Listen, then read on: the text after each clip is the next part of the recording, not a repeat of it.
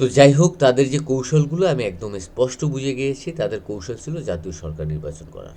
তাদের টার্গেট ছিল 130 থেকে 40টা সিট। কিন্তু তারা ফেল করছেন। তারা পারেন নাই, শুধুমাত্র বিএনপির নেতাকর্মীর কারণে পারেন নাই। নেতাকর্মীরা যে গার্ড দিয়েছেন, তারা তারা চিন্তা করছেন এনআইডি কার্ডে জালিয়াতি করে তারা একটা সাইট থেকে টাকা মানে ভোট কালেক্ট করবে। তারা এক আসন থেকে আর এক আসনে ভোট রিজার্ভ রেখে ওখান থেকে ভোট কালেক্ট করবে। তারা টাকা বিলি করে তারা চিন্তা করেছিল বাংলাদেশের মানুষ বোকাচোদা। বাংলাদেশের মানুষ আসলেই বোকাচোদা, অন্যভাবে নেবেন না। বাংলাদেশের মানুষকে তারা বোকাচোদা মনে করেছেন। বাংলাদেশের মানুষকে তারা চিন্তা করছেন জান্নাতের টিকিট দেখিয়ে তারা ভোট আদায় করবেন। তারা বাংলাদেশের মানুষকে বোকাচোদা বানিয়েছেন। মানে তারা চিন্তা করছেন মানুষকে টাকা দিলেই ভোট দিয়ে দেবে। মানে কি, একটা গরুর দাম ছাগলের দামও তো হাজার হাজার টাকা। মানে সেখানে আপনি 500, 1000, 2000 টাকা, 5000 টাকার জন্য আপনি নিজের ভোটটা বিক্রি করে দেবেন? না, এত বোকাচোদা বাংলাদেশের মানুষ না।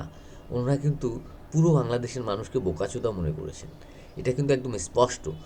জামাত, শিবির, এনসিপি এবং 11 দলীয় জোট পুরো বাংলাদেশের জনগণকে একটা বোকাচোদা বানিয়ে ফেলছেন।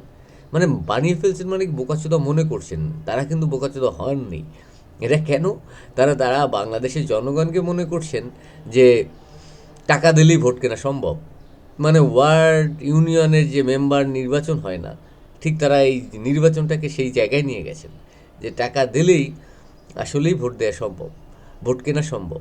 এবং তারা মনে করছেন জান্নাতের কথা বললে, বেহেশতের কথা বললে অনেকেই দাঁড়িপাল্লায় ভোট দেবে। আসলে না, দেশের জনগণ বুঝে ফেলছে তাদের ভণ্ডামিটা, দেশের জনগণ তাদের বুঝে ফেলছে তাদের ম্যান্ডেটটা। দেশের জনগণ কিন্তু তাদের সঠিক জবাব দিয়ে দিয়েছে।